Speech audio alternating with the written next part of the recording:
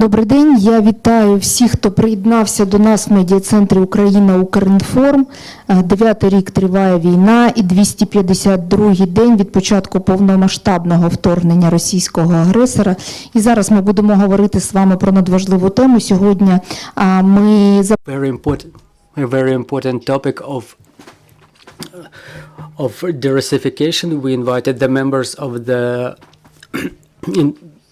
Ministry of Information Policy, and we'll talk about the overcoming of the consequences of Russification and totalitarianism. I want to introduce our guest. It's Oleksandr Tkachenko, Head of the Expert Council, Minister of Culture and Information Policy of Ukraine. Oles Donii, member of the Expert Council, ideologist, Head of Center for Research of the Political Values NGO.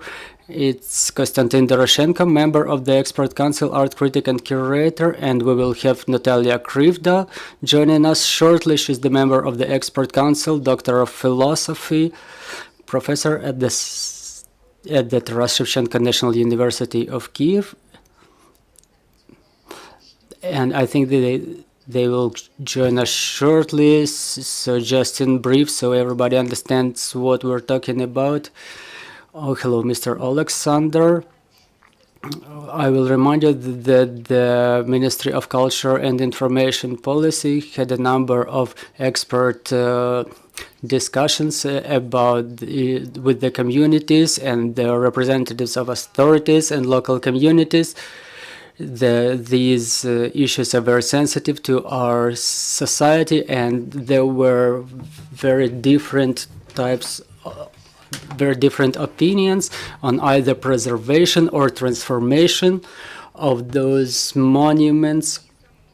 So back then, the ministry came to the conclusion to create the advisory body with the ministry, which became the expert board. I would like to talk about the decisions taken by the expert board, and one of these is about the monuments related to Russian or Soviet imperial history. So please, Mr. Oleksandr. Good afternoon. First of all, I want to thank my colleagues for cooperation, because honestly, even no matter how difficult is this issue, we conduct our meetings in intelligent manner, no matter how hot the discussions are. We created this board as the example for local communities to introduce the way how to discuss our joint history. And even the name of our expert board, we were disputing this issue a lot. We didn't call it Russification, but the overcoming of the consequences of Russian totalitarianism. What were the challenges we were facing? The citizens in many cities, they want to remove the monuments. We only want to fight the consequences of Russification, but we're only talking that our recommendations is not the law, and everybody should be done in a legal way. So our recommendations are to the authorities of how it should be happening.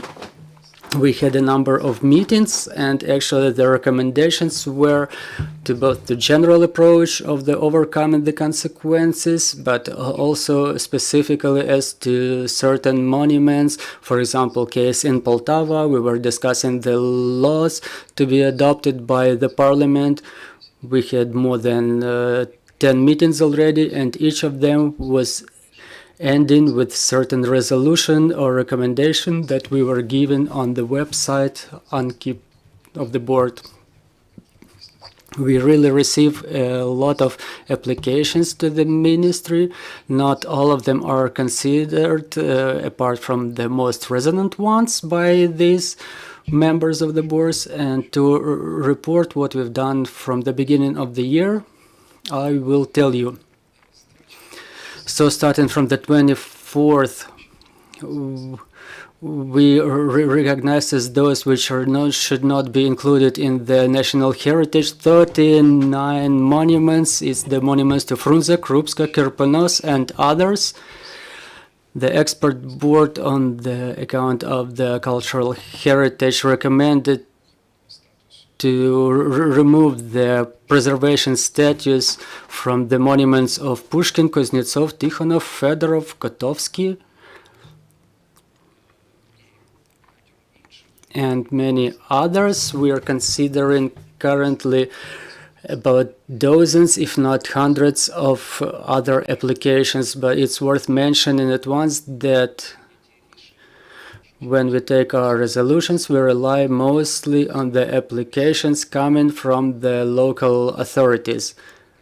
Sometimes we hear, as it was with the monument to Suvorov in Izmail, that the board doesn't take resolutions, but we don't take this resolution because we didn't have relevant application, and the same applies to the Yekaterina monument in Odessa, around which there is a very big discussion going on. But our last meeting was in the public sphere, so that everybody sees our the discussions, which end up sometimes is something that is not understood to the general public. For example, we said that it's inappropriate for some monuments of the Russian heritage to be in certain places of Ukraine, but it doesn't mean immediate destruction. It may mean relocation and preservation of the monument itself, because some of them are part of our cultural heritage, and maybe they should be located in some special parks devoted to some Russian public persons. But what we want to emphasize, that Russia during dozens of years used Russian culture as the instrument and tool for occupation for the peoples who had this disgrace to end up under their authority. Maybe someone heard recently as Lavrov cited Pushkin on how the Slavic nations should live together, and this is one of the examples how Russia uses culture as a weapon of war. And when we say that in Ukraine it's not worth to keep 400 streets named by Pushkin, it's worth mentioning how they appeared, and they appeared as the instrument of gradual Russification in Ukraine.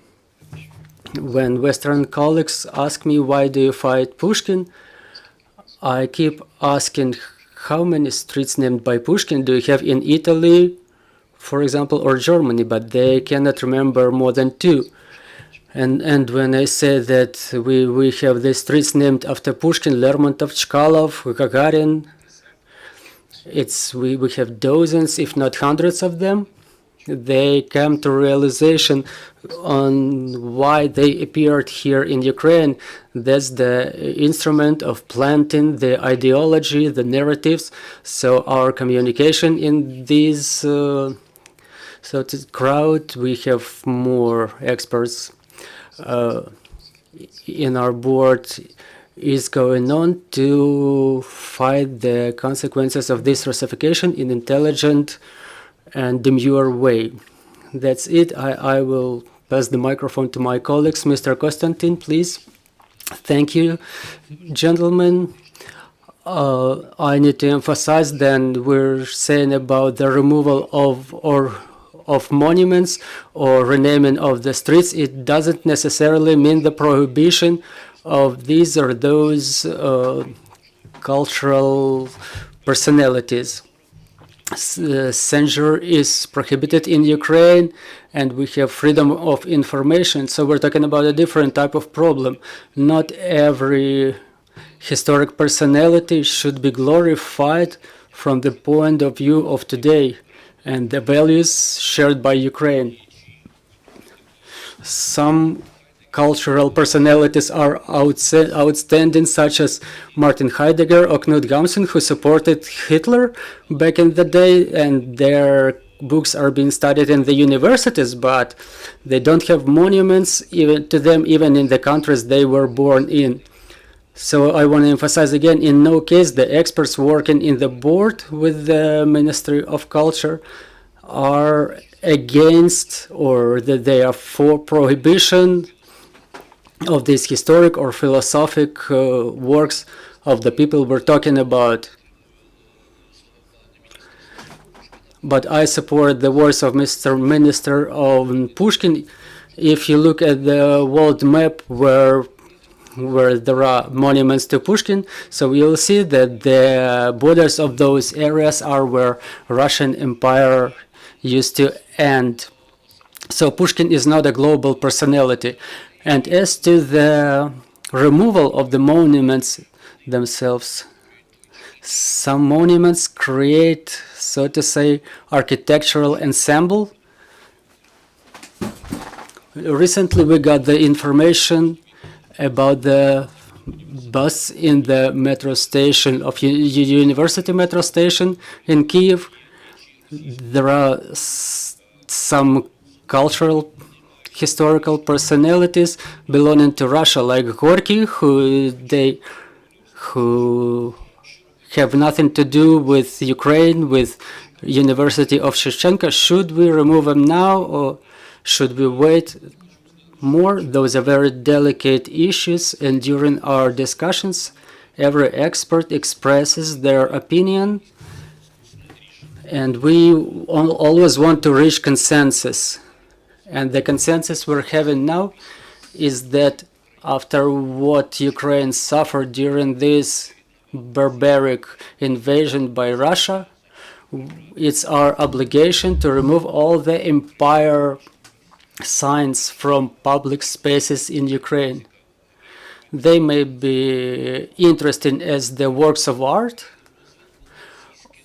or examples of Russian propaganda and narratives, because it's interesting from the study vantage point, and these artifacts should be removed to parks or museums from public spaces. These parks or museums to be yet created.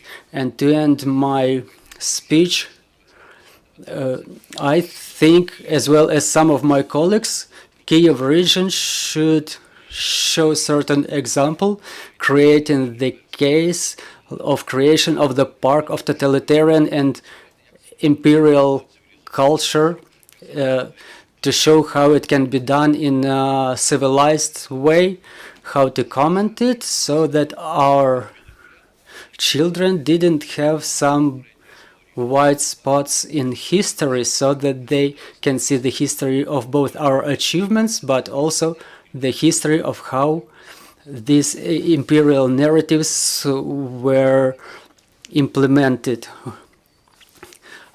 Which personalities called to most discussion?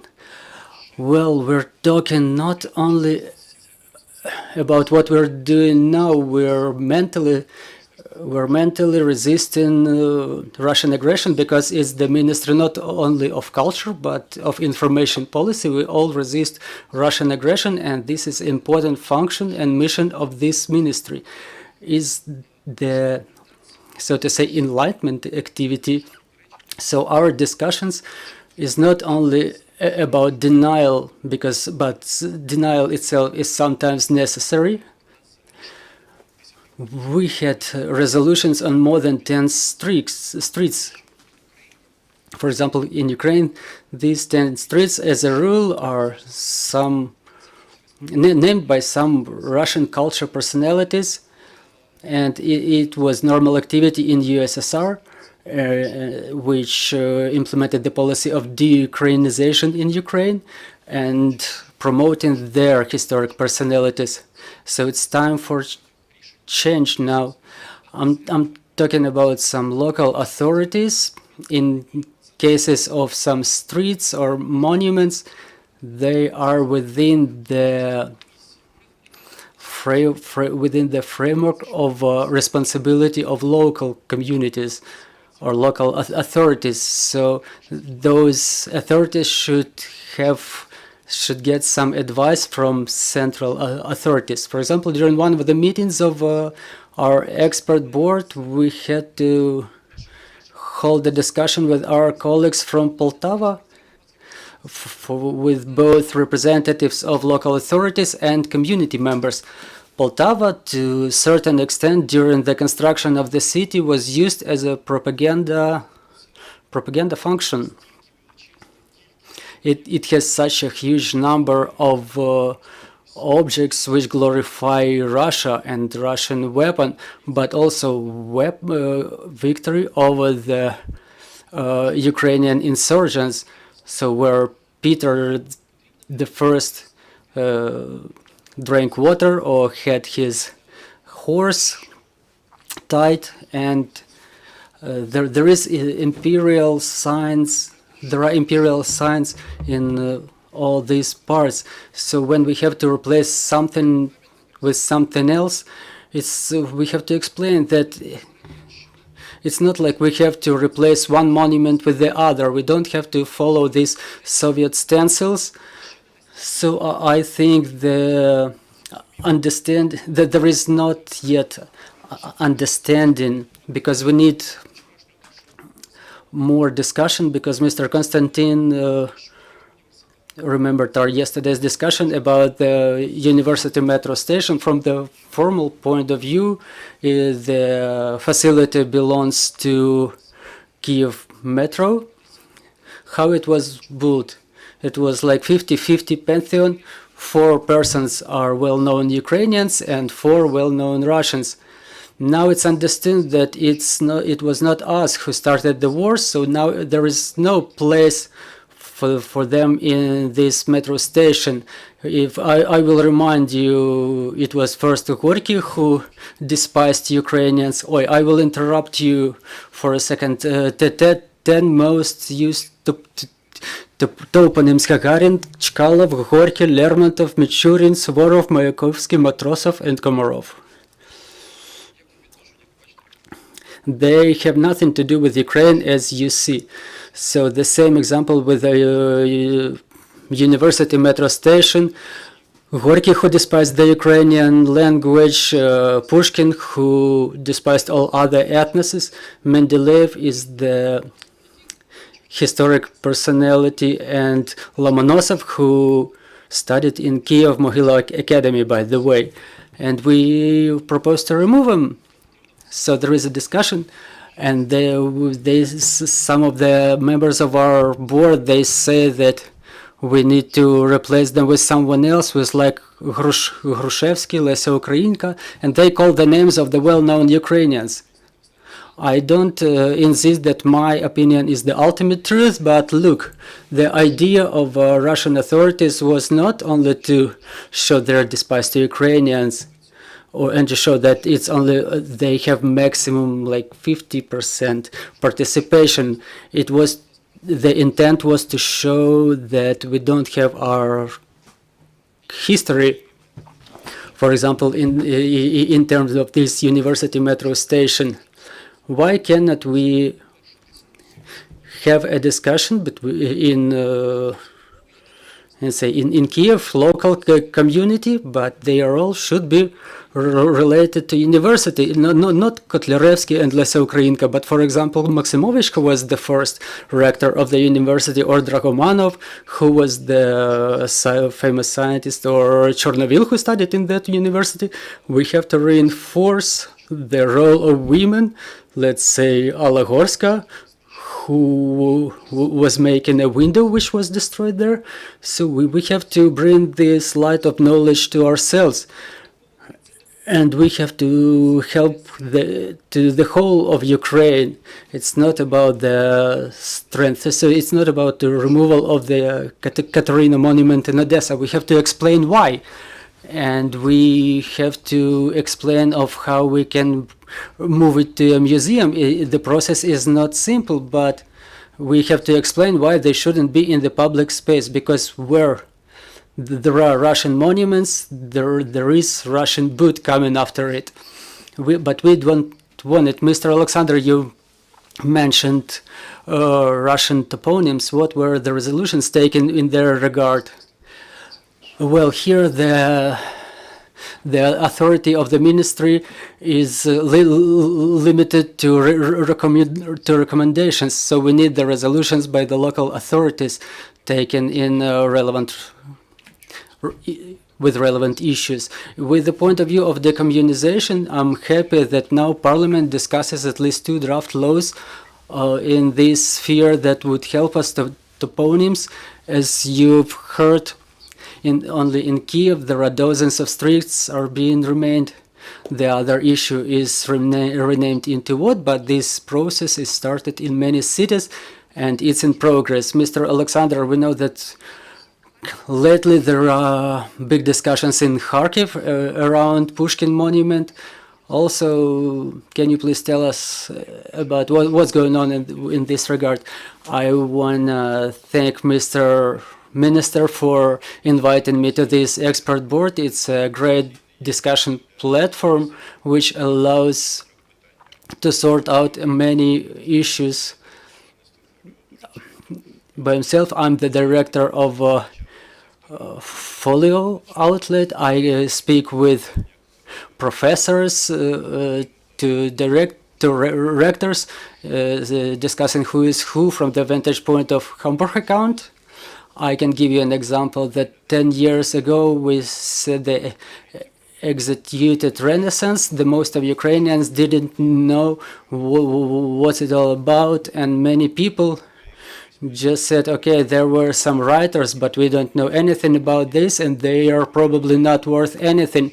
But now I can say that the biggest bestseller is The City Under Tombs, and people want to know about this, and it's they're all part of one compound, and we understand that the names of the cities, streets, the monuments, the names of the higher educational institutions, libraries, the orders, the awards, they were all one system. And when the one big country split apart, fortunately, they added Russian theaters, Russian artists, Russian literature, which were pressing on Ukrainians.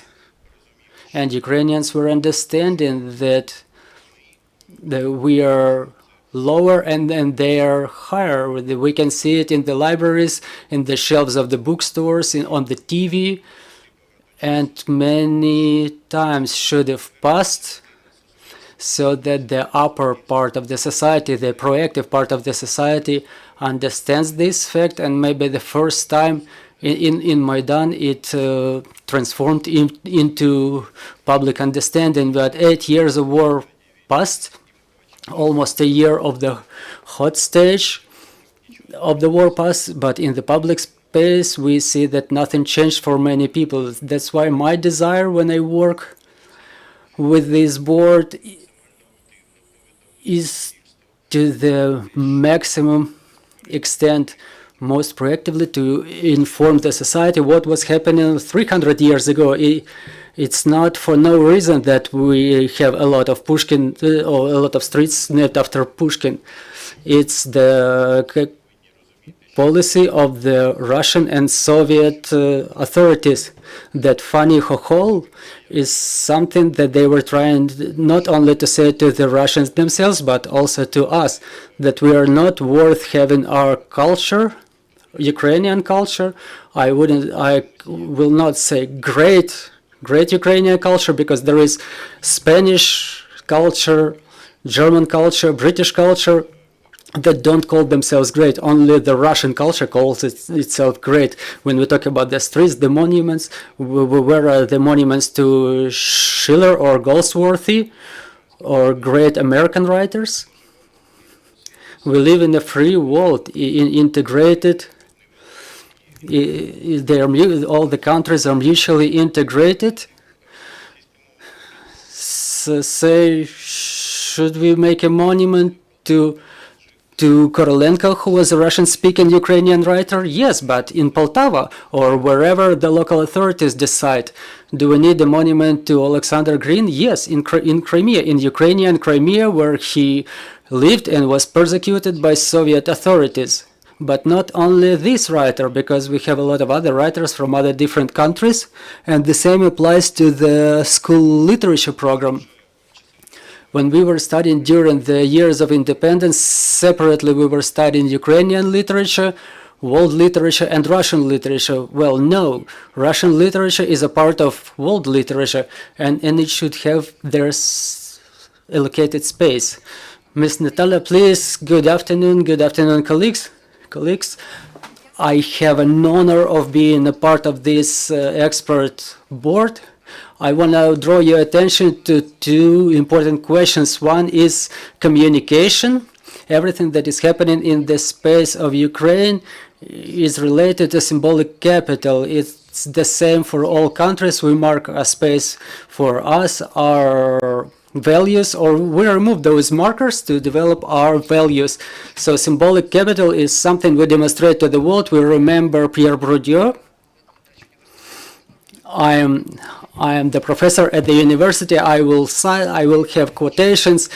Pierre Bourdieu is economic, social capital, and the essence of for all symbolic capital. So we work with the colleagues to have the symbolic capital of Ukraine systematically represented and demanded by the society, supported by the society, and demonstrated to the world. To have it all happen, we need communication. Getting back to all the cases discussed by the colleagues, to remove the monument in Poltava it's the architectural ensemble creating the city, to removing the statues at the university metro station.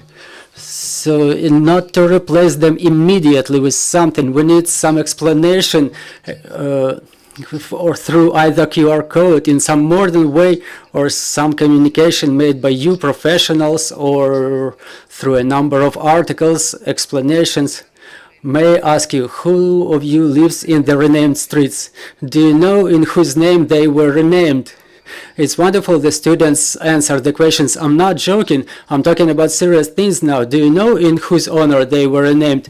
Or ask many of your neighbors. I lived in the street named after Aristov, and I didn't know who was it. And now I live in Ypsilanti Lane, and due to my profession, I know who is that.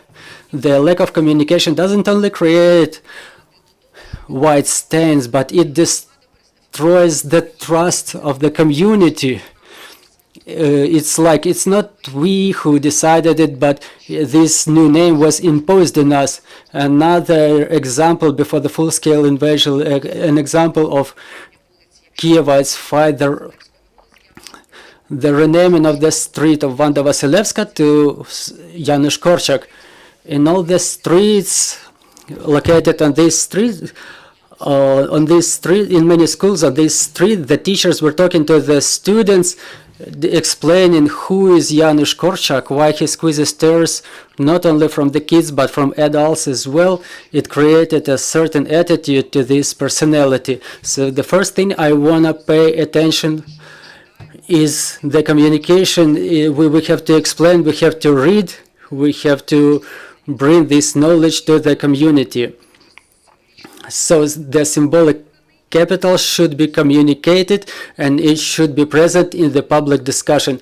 And the second issue, maybe I'm going a little bit ahead, but as to the shape of what we allow ourselves, I want to be careful. I don't want to offend anybody. I think I have an impression that sometimes the local authorities wait for the acts of vandalism to happen to the monuments in order not to be responsible for them. But I'm convinced we reached consensus, not immediately, but gradually we did, that the mode of removal should be absolutely civilized. We cannot allow ourselves to act in a way our enemies, our physical and symbolic enemies do. The sledgehammer, or give me a word, a tow truck, or the bones of Potemkin being stolen from Kherson. We cannot allow ourselves doing it civilized removal, correct with regard to architectural ensemble. If it's a work of art, if it has some historic value, there are procedures to bringing it to the museums. Yes, I know it requires funds, but it should happen sometimes, but not sledgehammer, not barbarity and destruction, because we cannot slide into this abyss of barbarism, because this number of cultural practices we exercise is something that saves us from sliding into this abyss. So again, communicate, explain, work with the communities in terms of understanding each other, and the mode of removal. And publicity, yes, thank you. Publicity, all openness, transparency, as much as we have time and as much as we can. Or here we see a professor with a microphone. Dear friends, we can proceed to the questions. Dear colleagues, please introduce yourselves. Good afternoon, Svetlana Tkachenko, Ukrinform. As to the monuments, not all of the monuments located in the municipal space can be relocated to the museums.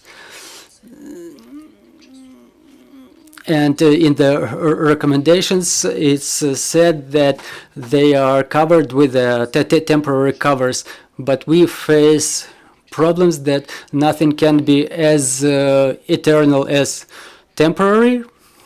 And didn't you think you should engage urbanists or architects to creatively rethink these monuments in the municipal space? So it's not only the pile of metal, but maybe some decorative elements, and in this way the symbolic capital could be rethought by the Ukrainian people. Thank you, very interesting question. And this is the civilized modern approach when the rethinking of historic science have some modern artists engaged in this process. You remember this arc of the Friendship of Nations which used to exist, and a few years ago there was a flaw emergent there. That's a small invasion of Vladimir Kuznetsov, modern Ukrainian artist, which was a very appropriate comment of what's happening in modern history and the sense this arch was having previously. It's a very civilized approach, a very good example of a civilized approach. It's very difficult to find a relevant comment of this type to every monument. In this direction, yes, we have to work with modern artists in this direction, but it's not that we can do it always. And the monuments we cannot remove now, we cannot cover some of them now. For example, there are monuments to Lesser Ukrainka that we cannot cover now, but the war is raging on. It's normal to just cover certain monuments. With regard of war going on now, we don't have resources we can channel now to the removal of those monuments, but I agree with the colleagues, we can in no way allow ourselves to apply the barbarian approach. We're not Bolsheviks. If we fight totalitarian heritage, we cannot do it in a way they were doing it, the way they were destroying the churches and so on. It's the values issue. If there is war imposed on Ukraine by Russia, it's the war of values, and we're on the civilized part of values.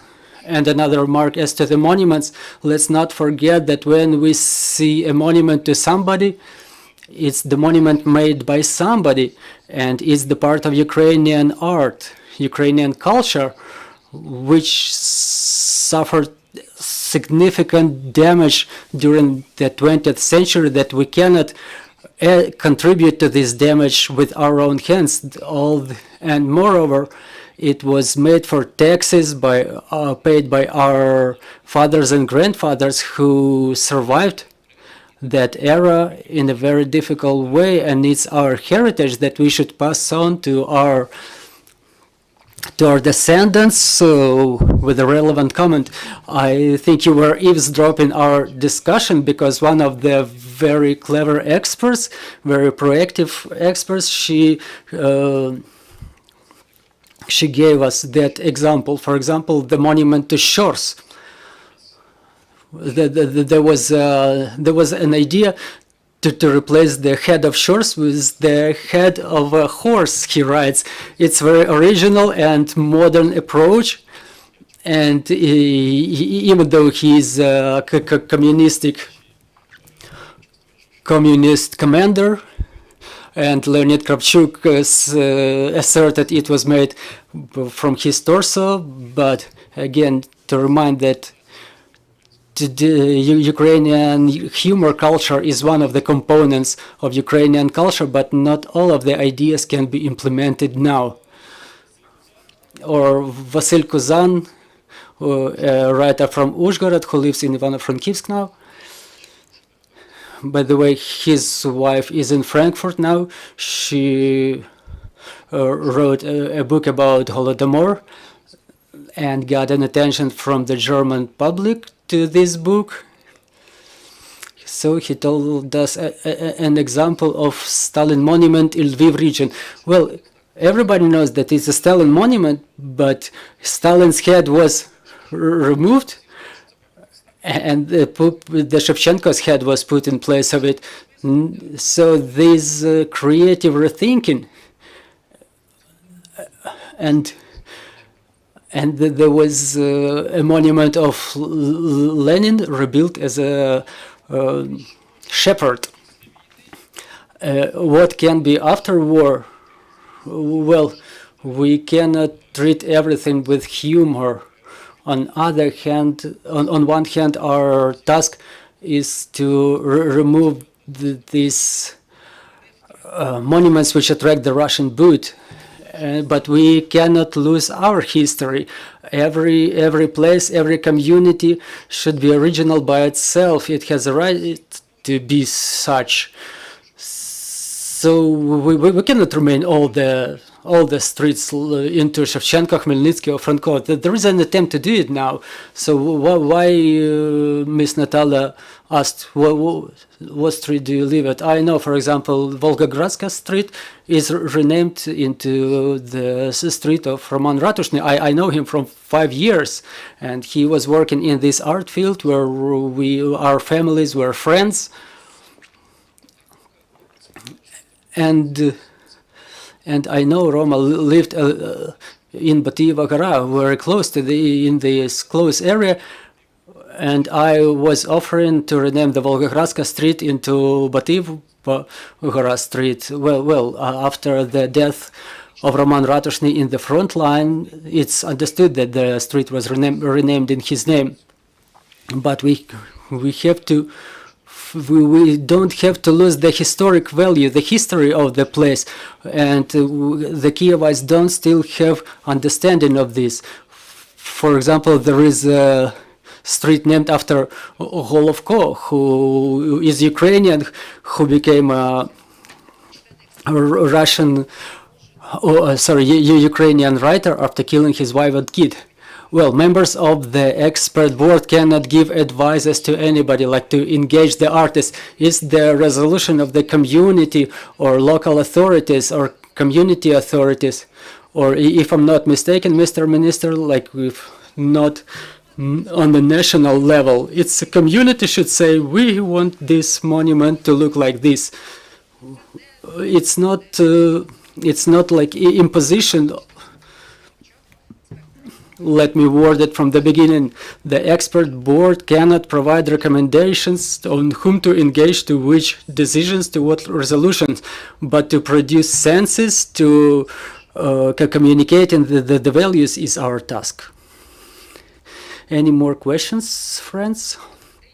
Good afternoon, Daria Voyko, Nikopol, online outlet Nikopol city. In our city, in the beginning of May, we started the process of de-Russification of the toponyms. Now that Nikopol is under constant shelling, starting from June, this process stopped a little bit.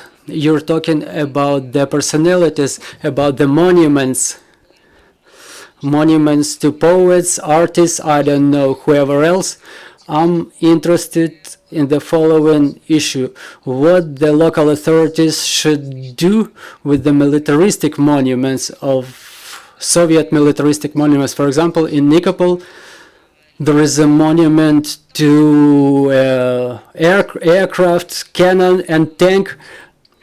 The cannon is turned to the city with its barrel. So before Nikopol was shelled, there was no issue with removal of this monument. When Nikopol started being shelled, the people's mood changed to something to remove this monument, because it's a marker that occupants can come here. So again, my question: what to do with the militaristic monuments?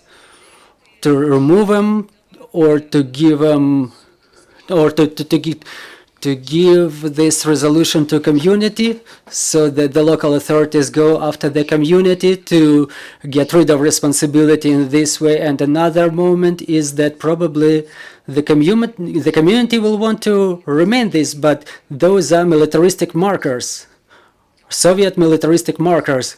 Again, I think were eavesdropping, because the last resolution taken by the expert board, it consists of 2 articles, and the second article is with regard to militaristic monuments, in particular World War II militaristic monuments.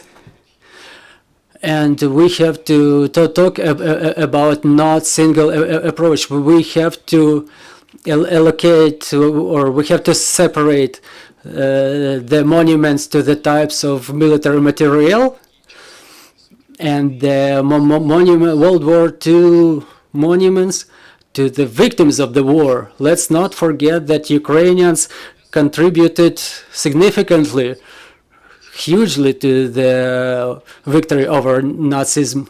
We have a lot of tombs. We have a lot of monuments dedicated to victory in the war. Russia tried to usurp this right. So in stylistics, there is a lot of markers of conquering territories.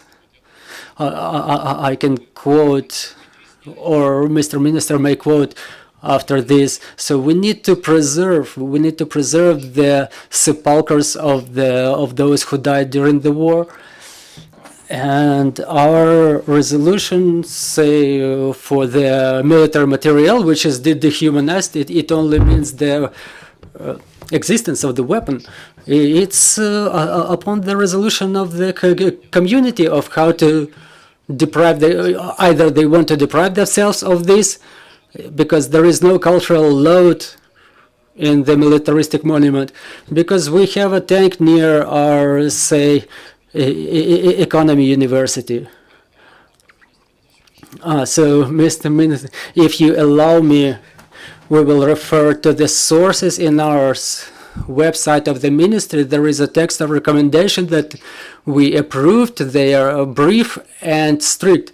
The law is in effect in Ukraine as to glorification of denazification of the war 39-45. According to this law, all the monuments related to the victory over Nazism and fascism are protected by the state, but the interpretation and rethinking of these monuments is absolutely necessary, and it's said in this text. I will not tell you with my words, but the process already started a little bit chaotically. For example, in Izum, the monument to the liberator warriors, they got their flags repainted into yellow and blue, and I agree with my colleagues that we will remember that in 45-46 when the United Nations organization was established, the role of Ukraine was not disputed. Ukraine is one of the founders of United Nations organization. So our participation, our contribution to the victory over Nazism and fascism is huge, but the interpretation, the existence of the monument in the public space should be happening. I have to mention there is a need to remove the markers of Russian and Soviet propaganda and all those dates of 41, 45 to be replaced with 39, 45. And the only thing I want to add, I had a discussion with our Estonian colleagues. They have the same process in progress with regard to the sepulchres and Russian tanks, on how they should be relocated and where they should be relocated. They do it in a correct and intelligent way. There are specially allocated spaces where they move these objects to. And I have a small remark regarding your question. You said derussification. We're not talking about derussification because it's a racist term. Is the overcoming of the consequences. Is because the derussification is the same as de-Ukrainization, for example. So we have to be sensitive in terms of wordings. Those are very important features because we cannot allow ourselves to be disrespectful to any nation. And another moment regarding the monuments, it's my personal opinion. With the military markers you have in your city, they don't pose any art value, but they may be of collection value. And we underestimate that some monuments in Ukraine, even the typical monuments, not interesting from the point of view of art, that cannot be musified. We can sell them in the bids, in the auctions. For example, a monument of Friedrich Engels was acquired by a collectioner in Great Britain and put there. We don't have to forget that, first of all, it's property that belongs to our communities, to our people, and we have to dispose of this property with, for example, with some profit, not to just destroy it. We have another question, please. TV channel ICTV, can you please tell us, the members of your expert board, what's their opinion on the fact that the TV channels show a lot of Russian experts of different kind? Do you have any remarks in this regard? Maybe they promote some narratives, maybe it's not very relevant to our discussion, to the subject of our discussion, but maybe somebody can comment well, with regard to the experts. I know if they are, it's they show up on the Freedom Channel, and I don't remember any of those showing up on the air of Ukrainian channels. Well, the Freedom Channel is specifically for Russian audience. We have more questions. Petro Koshelenko, public activist and blogger. Since when the monument to Vatutin, the punisher of Ukraine, executioner of Ukrainian people,